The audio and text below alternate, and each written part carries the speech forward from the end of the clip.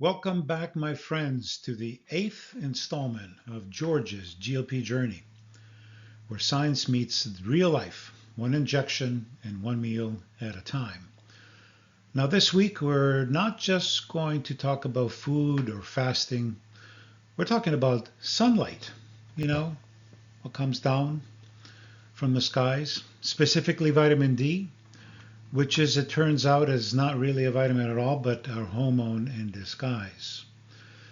And honestly, one of the most underappreciated hormones in the entire human body.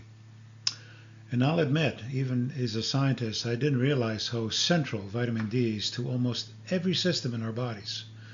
From bone strength to immune function, from muscle power to mood. It's like your body's solar panel, quietly charging up every cell that keeps you going. And here's the jaw dropper.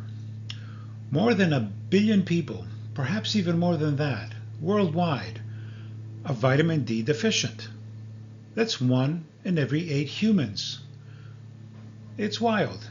The one nutrient nature literally shines down for free from above, and yet a whole bunch of us are living like basement mushrooms.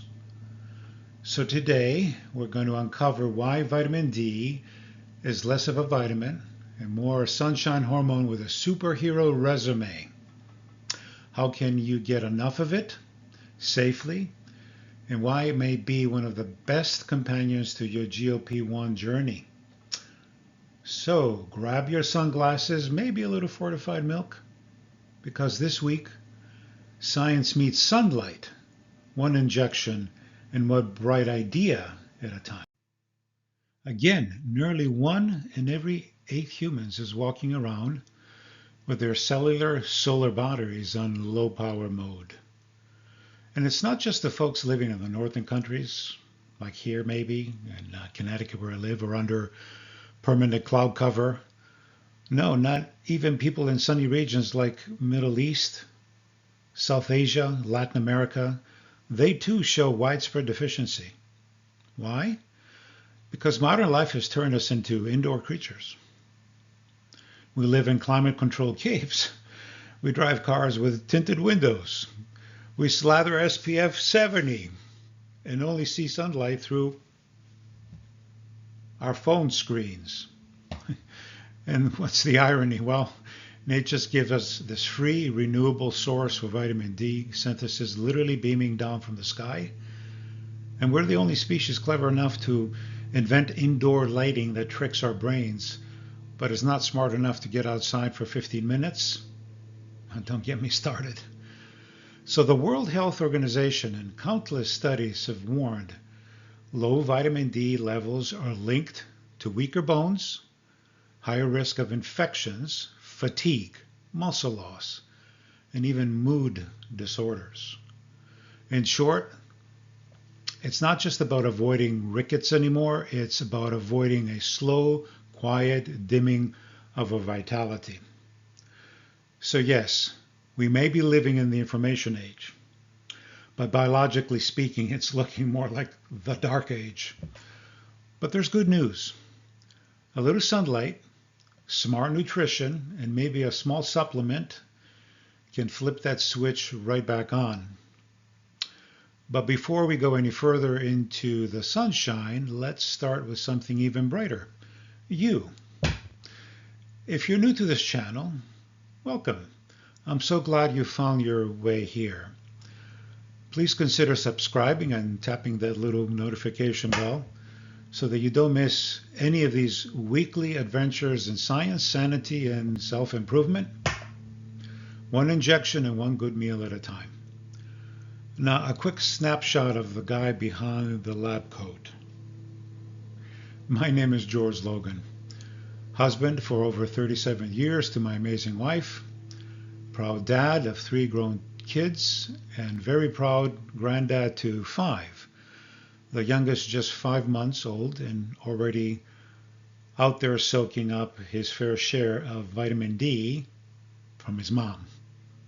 As for me, this marks week 13 on a GLP-1 medication, specifically tirzepatide, better known as Zepbound from Eli Lilly. and I'm currently at the 10 milligram dose and have lost over 31 pounds since starting. But more important than the number is that it represents learning how this medication fits into a long-term, sustainable lifestyle of better health, energy, and vitality. And just for context, GLP-1 medications like Zepbound are approved for the treatment of obesity, now recognized for probably 15 years or so is a chronic progressive disease by the American Medical Association, the World Health Organization, and several others. So this journey isn't just about shrinking the waistline. It's about expanding life itself. Of course, a few uninvited guests have tagged along in my health party. Blood pressure, cholesterol, and good old sleep apnea. But my plan is simple. Keep going, keep learning. And as I inch closer to 185 pounds, which is my ideal weight, at least for now, I'm going to say farewell, adios, and don't let the scale hit you on the way out. Now, the quick disclaimer. I'm a biological scientist, but I'm not a physician. I'm not your doctor, which means I can explain the science, but I can't prescribe anything stronger than kale. Anything here is for education and entertainment. It's not medical advice. My goal in these videos is to share what I'm learning, grounded in research and real-world experience, especially for those of us seniors who still believe the best chapters are ahead. So let's take a look at this past week's progress, and if you stick around till the end, I got a little something special to share. A bit of sunshine you don't want to miss. All right, folks, here it is. The infamous chart that keeps me honest week after week. No filters, no fluff, no fancy lighting. Just the raw, unvarnished numbers. So this week, the scale clocked at 1 pound loss, bringing the grand total to 32.1 pounds since I started this GLP journey. We could have done better, but I did my weigh-in for week about 3 days, for this week about 3 days early, due to a trip that we're going to be taking starting tomorrow, which is Friday. So this averages to about 2.5 pounds per week, which according to research is right up there at the healthy, sustainable top end. And believe me, I'm not filing any complaints with management. All right, now full disclosure. Again, it wasn't smooth sailing, it never is. But about half of the loss came early in the week, and then bam, stall city, and actually I went up. The scale just stood, then it was staring at me and saying, nice try, buddy, but not today. And that happened probably 3 out of the 5 or 6 days that I've been recording. And then I even had those 2 days of tiny reversals, were maybe more than tiny. You know, the kind that makes you suspicious of your scale and your sodium intake. It could have been water retention, or maybe the pretzels or the crackers somehow leaped into my hand when no one was looking, well, except myself. As for side effects, nothing too dramatic to report. Constipation remains my loyal travel companion. We've been together a lot lately, but thanks to plenty of water. Again, reminder, water is your friend. Fiber and, daily movement, which is important. We're keeping that friendship healthy and regular, and if you know what I mean. So yes, I'll take the progress, the stalls, and even the stubborn scale, because this journey is about momentum. Day after day, it's not about perfection. And now speaking about momentum, let's talk about something your body literally cannot do without. Vitamin D. the sunshine hormone that's running the show behind the scenes. So why talk about vitamin D? Easy, because the planet is under sunny. Remember, over 1 billion people are deficient. That's a lot of low battery humans shuffling around without their solar charge. So deficiency rises with age and with less sunlight.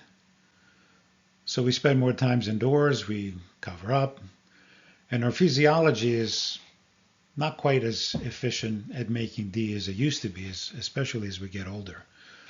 Translation: more candles on the cake, less D in the tank. And GLP-1 users, this is important, often eat less. It's great for weight and health, but that can also mean less dietary fat. And vitamin D is fat soluble. So in plain English, it likes to hitch a ride with a fat at mealtime. So eat smarter, not just smaller. Low vitamin D, well, think weaker bones and lower muscle strength and a grumpier immune system. It's like switching your body from high beams to parking lights. But don't worry, we'll fix that today. And here's a bonus reality check. In people with obesity, circulating vitamin D tends to run lower, partly because D gets distributed into a larger body volume or mass. So blood levels look a little more diluted. And that's one reason doses sometimes need adjusting on the journey down the scale. And here's a fresh data point. A 2024 meta-analysis in the Journal of American Geriatric Society found that vitamin D deficiency is common in hip fracture patients and is linked to worse functional recovery and quality of life during rehabilitation. In short, low D isn't just a lab number. It shows up as weaker performance when you need strength the most. Okay. That's the why we need D. Up next, does vitamin D act more like a hormone?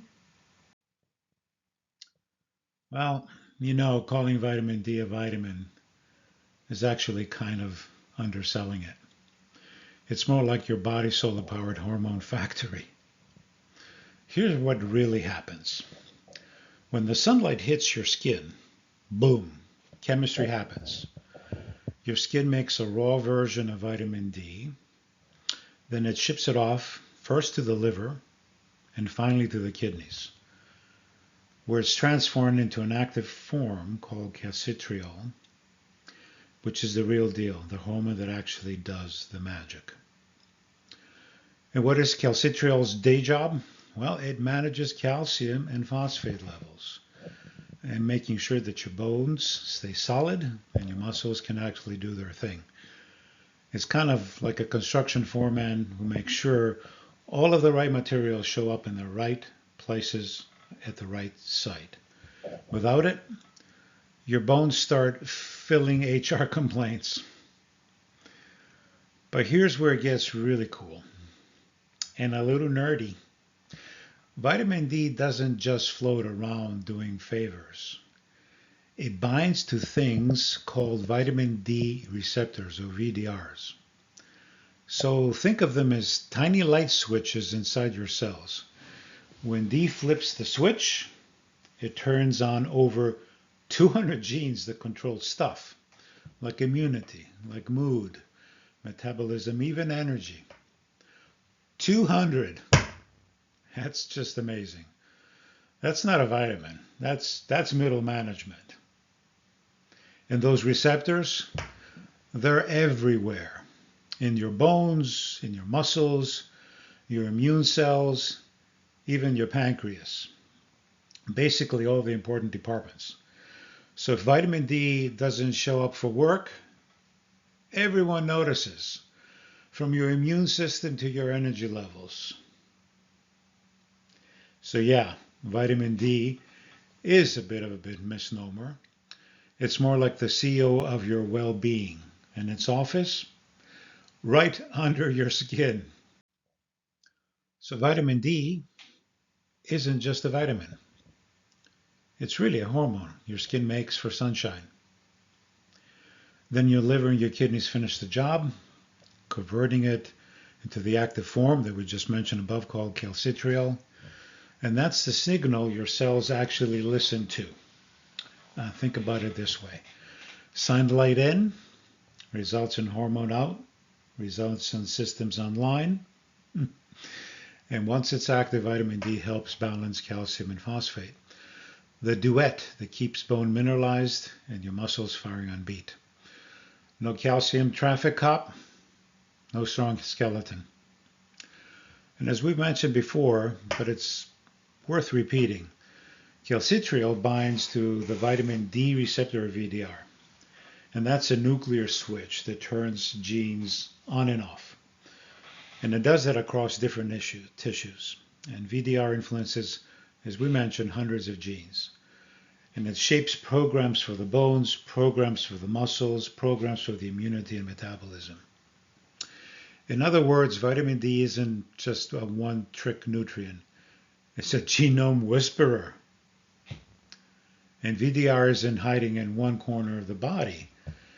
As we mentioned, you can find it in bone, in muscle, in immune cells, and even in the pancreatic cells that help us to keep regulate our glucose levels.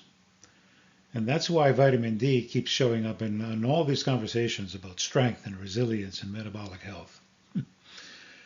And here's a fresh clinical signal. There was a 2024 randomized controlled trial in the Lancelet Healthy Longevity. And it tested an active form of vitamin D in adults with prediabetes. And they did that for over 3 years.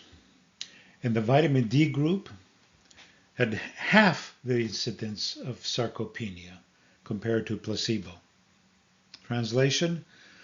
Well, keeping that vitamin D pathway switched on was linked to better muscle preservation, which is a big deal for us healthy people that are aging. So bottom line, made in the skin, activated by the liver and the kidneys, deploy through the VDR, vitamin D acts like a master dimmer switch for the genes that drive bone, muscle, and immune health. Hormone status? Confirmed.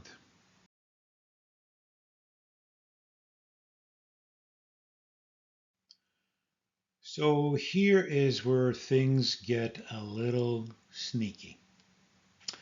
Vitamin D deficiency doesn't just exactly tap you on the shoulder. It kind of tiptoes in. You start feeling tired, your muscles complain, your knees sound like bubble wrap, and you think, I'm just getting older. Nope. Your sunshine hormone might be on vacation. When your vitamin D drops below 20 nanograms per milliliter, that's called officially deficient, as in your tank's on empty. And between 20 and 30 is what we call the gray zone, or the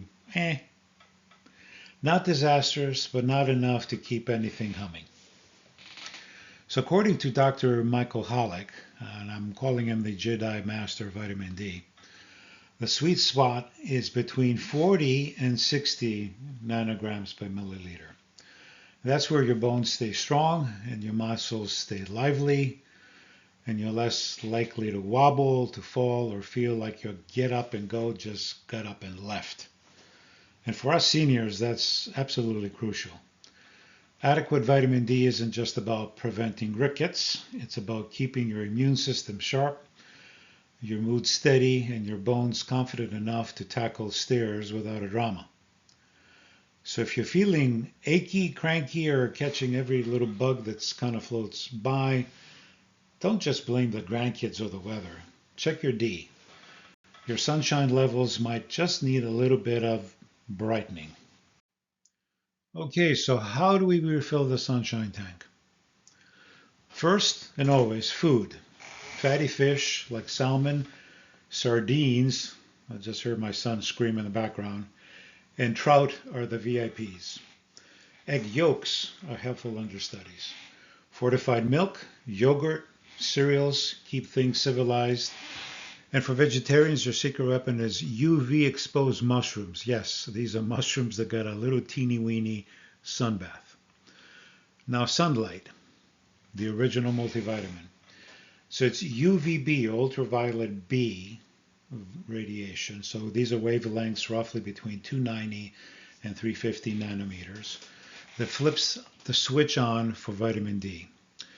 And these UVB photons hit the epidermis, especially the stratum basale and the stratum spinosum. And they convert 7-dehydrocholesterol into pre-vitamin D3, which then becomes vitamin D3. Translation, the action happens just here at the top skin layers, not on your kale smoothie. And a quick word from Dr. Michael Hollick, our Sunshine Sherpa. Quote, I've always recommended sensible sun exposure, 5 to 10 minutes on arms and legs a couple of times a week. Here in Boston, I guess that's where he lived, from about mid-April to until mid-September, followed by good sun protection. End of quote. So when should you go outside? Well, here you got to think sun angle. You see, UVB has a kind of a hard time cutting through the atmosphere when the sun is low. So modeling and lab data suggests that vitamin D making UVB becomes practical when the solar elevation is roughly and or higher than or equal of 30 to 45 degrees above the horizon. The higher the better. And a handy memory aid is the shadow rule. When your shadow is shorter than you, you're in vitamin D territory and window. So for most folks, 15 minutes or about 15 minutes of midday sun 2 to 3 times a week, when safe, don't burn, and then put on sunscreen back and let the fish and the fortified foods take a bow. All right, now let's talk about supplements, or as I call them, sunshine insurance for those of us that don't live on a beach on Maui. The goal is to keep your blood levels at 25 hydroxyvitamin D, around 40 to 60 nanograms per milliliter. And that's the sweet spot where, according to Dr. Hollick, which we mentioned above, quote, you get all the health benefits without any risk of toxicity. Important to know. And Hollick actually recommends taking vitamin D with your largest meal of the day. Ideally one that has some healthy fat because D is fat soluble. Translation, don't swallow it with your black coffee and hope for the best. Pair it with salmon, with eggs, or even avocado toast if you're feeling fancy. Now, most people do quite well between 800 and 2,000 international units IUs, or D3 daily, though Hollick says that up to 6,000 IUs per day is still within the safe zone for adults, as long as you're not treating it like candy. More isn't always better, and at some point your kidneys are starting looking at you and saying, really? The trick is consistency, not mega doses once in a while. And remember to recheck your levels every 3 to 6 months. Take your blood, take it to the lab, go to the lab, especially if you go through seasonal mood swings, move north for the winter. Most people are moving south. Or like me, forget what the sun looks like in February. So bottom line, keep your vitamin D steady, your meals balanced, and your sense of humor intact, because even the sunshine hormone works better when you're smiling. Okay, my friends, here's the real life section. How to keep your bones, your muscles, and metabolism happy while you're cruising on a GLP1, like I am. First off, don't ghost your protein and your healthy fats. As you recall, vitamin D is fat soluble, so it needs a little dietary fat to catch a ride into your bloodstream. And if you're thinking taking with black coffee or rice cake is basically kind of yelling hello, Is anyone going to drive me? So you got to give it a lift with salmon, eggs, or as we talked, an avocado toast. Next, move daily. Lift something that's heavier than your remote. Resistant training tells your bones, you're still on the job, and it works beautifully with vitamin D to maintain bone density, especially as the pounds come off. And if you're still feeling tired or your bones and your joints are whispering complaints, it's time to recheck your labs. Vitamin D, calcium, and something called PTH, short for parathyroid hormone. So PTH is like your body's calcium traffic cop. So when vitamin D is low, well, your intestines can't absorb calcium efficiently, so PTH jumps in to keep your blood calcium steady. But what does it do? It quietly pulls it out of your bones. That's great for your heartbeat, not so great for your skeleton. And once your vitamin D levels rise, well, PTH relaxes and lets your bones keep what is theirs. Now, meet the dream team. Vitamin D, calcium, and K2. They're like a construction crew with great chemistry. So vitamin D opens the gate for calcium absorption. And calcium brings in the building blocks. And K2, especially MK7 form, makes sure the calcium gate's delivered to the bone warehouse, not just dumped into your arteries. And science really loves this trio. So here's one article I found in Chappie and Friends, a New England Journal of Medicine. This is a 1992 trial. Older women who took vitamin D3, about 800 international units, and calcium, cut their hip fractures by about 40%. That's huge. And then we have Knappen and Friends. This is from a conference, Osteoporosis International 2013. They found that K2 at about 180 micrograms per day improved bone protein activity and slowed down bone loss in postmenopausal women. So the takeaway, feed your bones, move your body, and let D plus calcium plus K2 do their thing. And they're the ultimate renovation team. D draws the blueprint, calcium brings the bricks, K2's the foreman, keeping it all at the right place, and PTH, well, finally gets a coffee break. So here it is, my friends, your very own vitality formula. Simple, practical, and backed up by science and common sense. So sunlight, plus real food, plus smart supplements, plus movement. That's your foundation. Those are the four corners of your health house. And GLP1s handle appetite, you handle nourishment. The medication quiets the hunger signal. We know that. But you still choose what fills your plate and what fuels your body. Inconsistency beats perfection. Forget chasing hacks. Been there, done that. Habits always win. A daily walk, a little protein, a little sunlight. That's where the magic lives. And my favorite, science, sunlight, and a smile. Honestly, the best anti-aging combo out there. You don't need a time machine. You just need a little movement, good nutrition, and a sunny outlook. Now, speaking about sunlight, the next slide, and our final slide, is your reminder to step outside. You'll see a little video of me catching a little real world vitamin D just to prove that I practice what I preach. And before we wrap up, again, thank you for joining me on this journey. It's been great. And if you've been enjoying these weekly episodes, please hit that little button, subscribe, and maybe share this with someone who could use a little more sunshine in their life, both figuratively and literally. And don't miss next week's episode. I might have a little surprise for you. I'll likely film it from a very sunny place about 5,500 miles away from where I sit right now. You're going to love it.